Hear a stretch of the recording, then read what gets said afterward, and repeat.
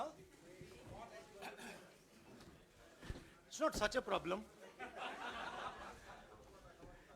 In fact, it's good for you and me. साथियों शुरू करें। राहुल जी आपको संबोधित करेंगे, उसके बाद में 3-4 सवाल लेंगे। आधे घंटे या 35 मिनट का समय है हमारे पास, तो मैं राहुल जी से गुजारिश करूंगा कि अब शुरुआत करें। धन्यवाद जयराम जी। कल प्रधानमंत्री जी ने पार्लियामेंट में 2 घंटे, शायद 2 घंटे 13 मिनट, 2 घंटे 13 मिनट भाषण किया। उसमें अंत में 2 मिनट उन्होंने मणिपुर की बात की।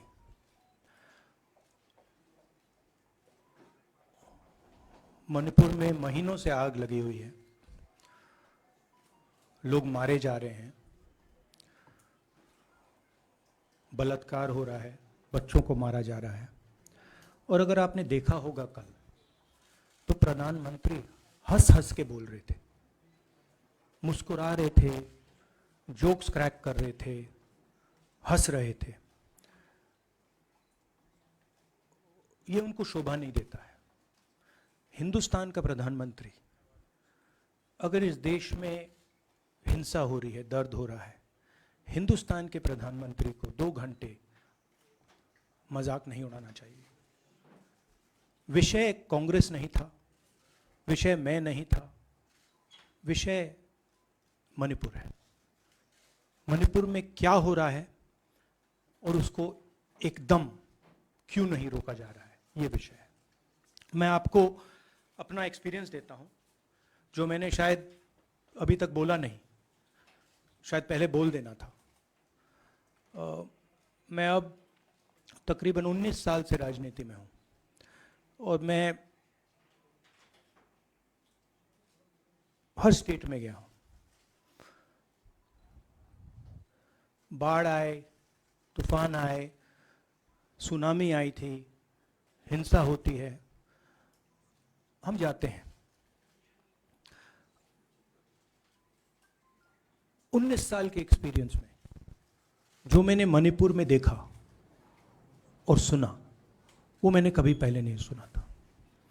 मैंने पार्लियामेंट में बोला कि प्रधानमंत्री जी ने, अमित शाह जी ने भारत माता की हत्या की है, मणिपुर में भारत को खत्म कर दिया है। मैंने ऐसे नहीं बोला था, ये खोखले शब्द नहीं है। मैं आपको समझाता हूं मैंने ये बात बोली क्यों। जब हम मणिपुर पहुंचे, हम लैंड किए, हमें मणिपुर में दौरा करना था। जब हम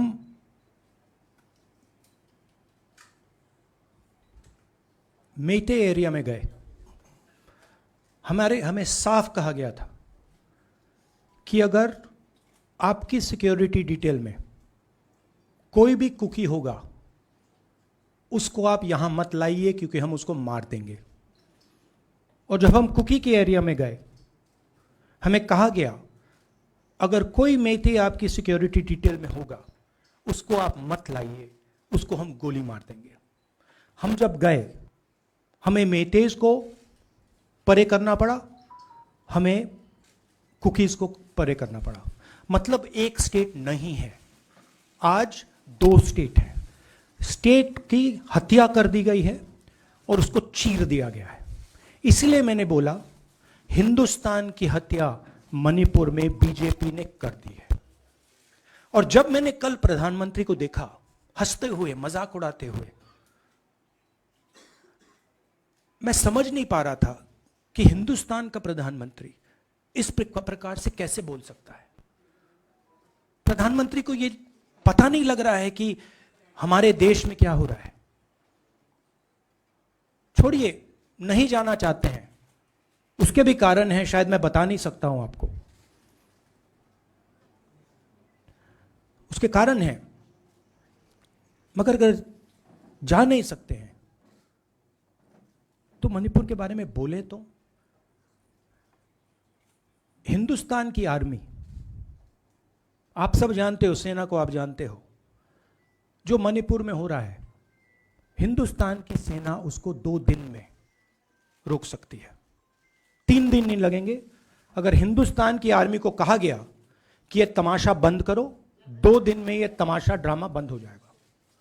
प्रधानमंत्री मणिपुर को जलाना चाहते हैं, आग बुझाना नहीं चाहते हैं। यह है सच्चाई। अब आप अपने सवाल पूछिए। Would you like me to say it in English? I watched the Prime Minister of India yesterday speaking for 2 hours, laughing, joking, लगाing naras in the parliament. The Prime Minister would say one line and the entire BJP would shout another nara. You know, the Prime Minister seems to have forgotten that the state of Manipur is on fire and has been on fire for 4 months. Women and children are dying over there. People are being murdered. Women are being molested, are being raped. And the Prime Minister of India is sitting in the middle of the parliament, shamelessly laughing. This is not about Rahul Gandhi. This is not about the Congress party. This is not about the opposition. This is about India. It's about our country. A state has been decimated. It has been destroyed. It does not exist anymore.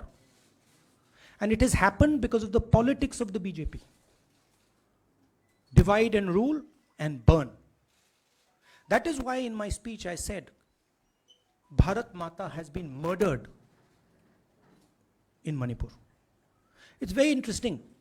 For the first time, the words Bharat Mata have been expunged from the parliament.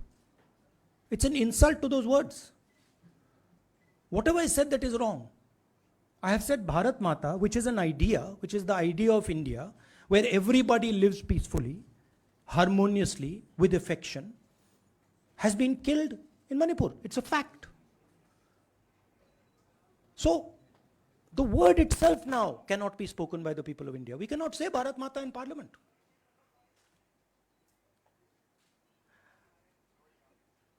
I want to tell you about my own personal experience of Manipur. I've spoken to you about, I spoke in parliament about the women I met, the pain I heard, but I want to tell you why I said India has been murdered in Manipur. And I said it because Manipur no longer exists as a state. A state requires control, a state requires authority. That is disappeared in Manipur. It does not exist. And I saw this with my own eyes. When we went to Manipur, when we went to the Meitei area, we were categorically told that please ensure, we want you to come, we love you, but please ensure that if there are any cookies in your security detail, they do not come into our area or we will shoot them. When I went into the cookie area, we were told the same thing. We love you, we want you to come. But please make sure, if there are any Meiteis in your security detail, we will shoot them. Do not bring them here. Before going to the Meitei area, we had to remove all cookies from our security detail. Before going to the cookie area, we had to remove all Meiteis from our security detail. When we went there, the security forces, central security forces, told us we have never seen anything like this. We were told it is completely outside our control. Okay? That is why I said Manipur has been murdered by the BJP and the idea of India has been murdered by the BJP in Manipur. I was not speaking metaphorically. I was speaking literally. Now, the Indian Army, it will take the Indian Army 2 days to put an end to the nonsense that is going on in Manipur. The Prime Minister refuses to stop the fire. He wants Manipur to burn. He allows Manipur to burn. Because if he did want it to stop, there are tools in the hands of the Indian government that can stop it immediately. I know.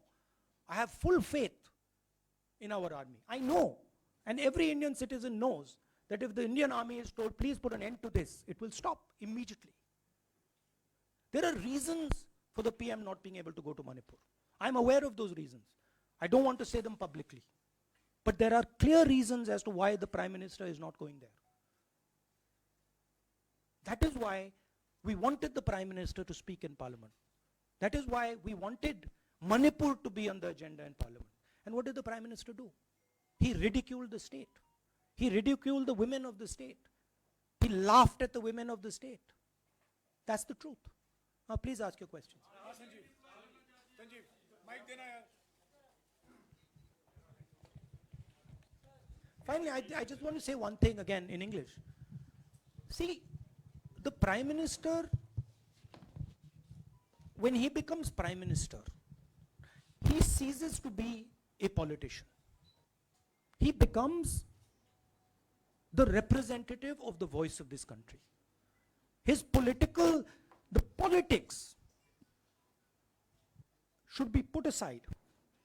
And the Prime Minister should speak not as a petty politician, as the leader of a political party, but the Prime Minister should speak with the weight of the Indian people behind him.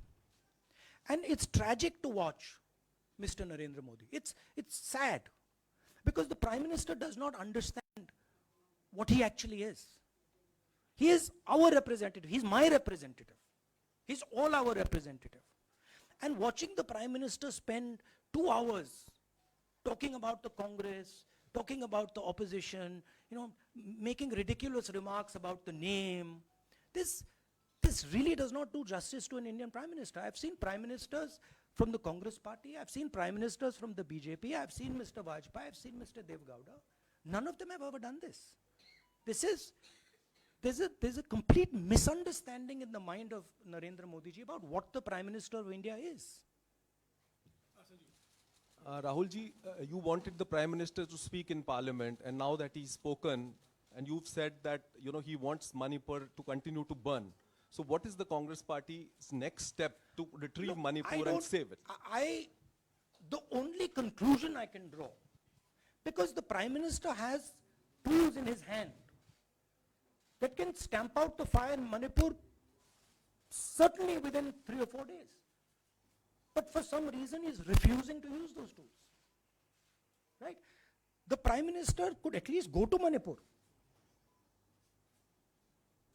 talk to the communities, and say, I'm your Prime Minister. Let's start talking. It will be taken seriously. So I don't see any intention. Rahul ji कल ये भी प्रधानमंत्री ने अपने भाषण में कहा कि 2018 में लेके आए थे, 2023 में विश्वास प्रस्ताव लेके आए और 2023 में भी लाएंगे. तो एक तरीके से उन्होंने साफ तौर पर ये कह दिया कि मैं तो हमारी सरकार अगली बार भी बन रही है. एक पॉलिटिकल बात भी उन्होंने कही. तो आप उनके पूरे भाषण को आप ये कह रहे हैं कि वो पॉलिटिकल भाषण ज़्यादा था, मणिपुर पे बात बहुत कम थी. तो इसको कैसे देखते हैं? नहीं, भाषण हिंदुस्तान के बारे में नहीं था, भाषण नरेंद्र मोदी जी के बारे में था. वो अपनी राय, अपनी राजनीति, अपने एम्बिशंस वो आपको दे रहे थे. सवाल ये नहीं है कि नरेंद्र मोदी जी 24 में प्रधानमंत्री बनेंगे या नहीं. सवाल ये है कि मणिपुर जल रहा है, महिलाओं का बलात्कार हो रहा है, लोग मारे जा रहे हैं. सवाल ये है, अगर ये प्रधानमंत्री कहना चाहते हैं तो ये पब्लिक मीटिंग में कहें. मजाक बनाना चाहते हैं तो जब मणिपुर नहीं चल रहा है तो करें. बट प्रधानमंत्री को ये समझ आनी चाहिए, बात समझ आनी चाहिए कि पार्लियामेंट में जो चर्चा हो रही थी वो उनके बारे में नहीं थी, वो मणिपुर के बारे में थी. सर नमस्कार. कल प्रधानमंत्री ने बार-बार कांग्रेस का नाम लिया और ये आरोप लगाया कि नॉर्थ ईस्ट और मणिपुर की सारी समस्याओं के कांग्रेस जिम्मेदार. आप क्या जवाब देंगे? नहीं, अभी मैंने बोला ना, वही तो जवाब है. मुझे प्रधानमंत्री को जवाब देने की जरूरत नहीं है. मैं सिर्फ ये कह रहा हूं कि एक स्टेट की हत्या की गई है, भारत माता की हत्या कर दी गई है मणिपुर में. भारत माता की हत्या मणिपुर में कर दी गई और प्रधानमंत्री लोकसभा में मजाक उड़ा रहे हैं. हंस रहे हैं, नारे लगवा रहे हैं, मुझे क्या जवाब देने की जरूरत है?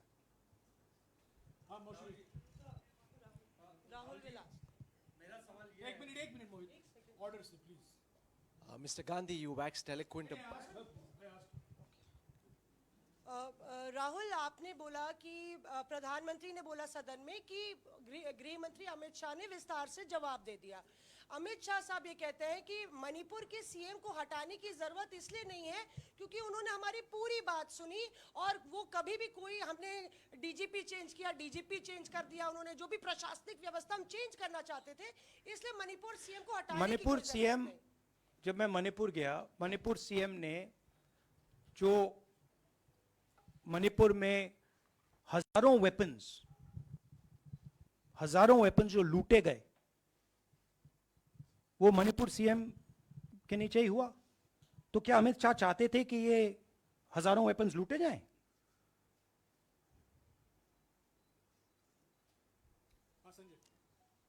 राहुल जी, जो हिंसा चल रही है, क्या अमित शाह चाहते हैं कि हिंसा चलती जाए? चीफ मिनिस्टर उसको रोक नहीं पा रहा है। अमित शाह जी कह रहे हैं कि भैया वो हमारी बात मान रहा है, तो क्या आप चाहते हैं कि मणिपुर चलता जाए? राहुल जी, एक संसद में एक नया ट्रेंड दिखाई दे रहा है कि कई सेशन से अपोजिशन के एमपीज या तो सस्पेंड हो रहे हैं या डिस्क्वालीफाई हो रहे हैं, या एक सेशन से ज़्यादा ये अपोजिशन के एमपीज का जो प्रिविलेज मोशन या प्रिविलेज रूल्स के तहत जो डिस्क्वालिफिकेशन हो रहा है या सस्पेंशन हो रहा है, इसका जो ट्रेंड बढ़ रहा है, इसको आप लोग कैसे एड्रेस करेंगे? आप देखिए, एमपीज को निकालें, वापस डालें, हमारा काम बदलता नहीं है। हमारा लक्ष्य जो मणिपुर में हो रहा है उसको रुकवाने का है। जो भी औजार हमारे हाथों में है, उस हिंसा को रुकवाने के लिए उनका हम प्रयोग कर रहे हैं और करेंगे।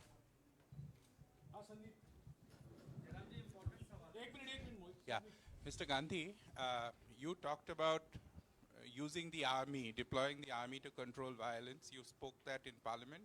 You've repeated here.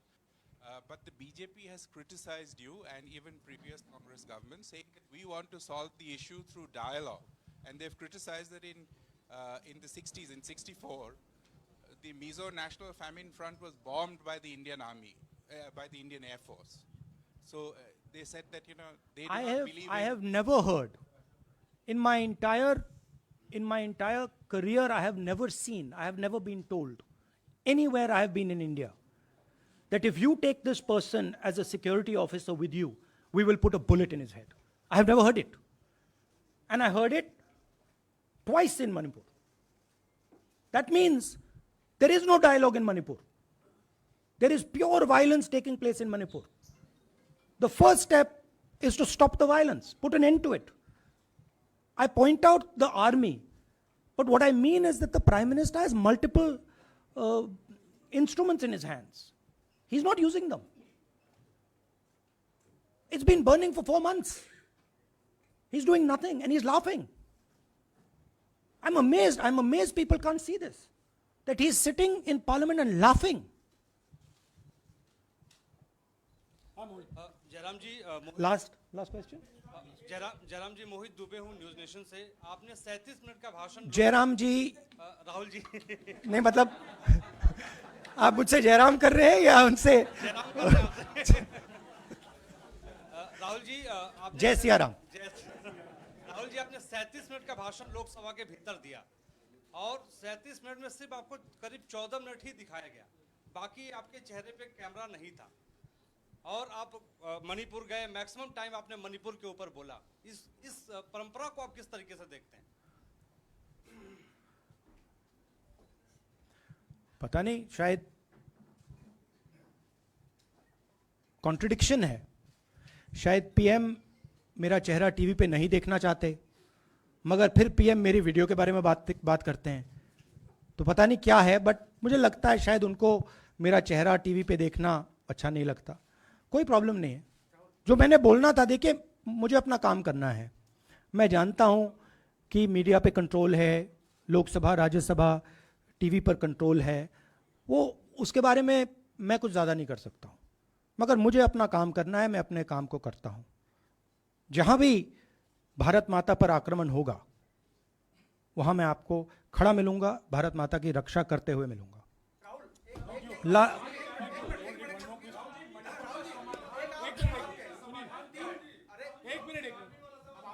हाँ, okay, last question, brother. So the Supreme Court has already said what it has in terms of a constitutional breakdown, as well as now, you know, you are asking for the army.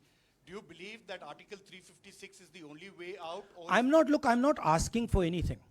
Please don't misunderstand. It is not my place to decide which tool the Prime Minister can use, which instrument he should use. I am pointing out that there are multiple instruments that the Prime Minister has at his disposal, and he is not using a single one. I'm pointing out that Manipur has been burning now for 4 months, and the Prime Minister is in a very good mood. He's sitting in Parliament, he's laughing, he's joking, his entire cabinet is in giggles. This to me seems completely insane. This has got to stop. India is burning in Manipur. The idea of India has been destroyed in Manipur. Let's rebuild it quickly. Thank you.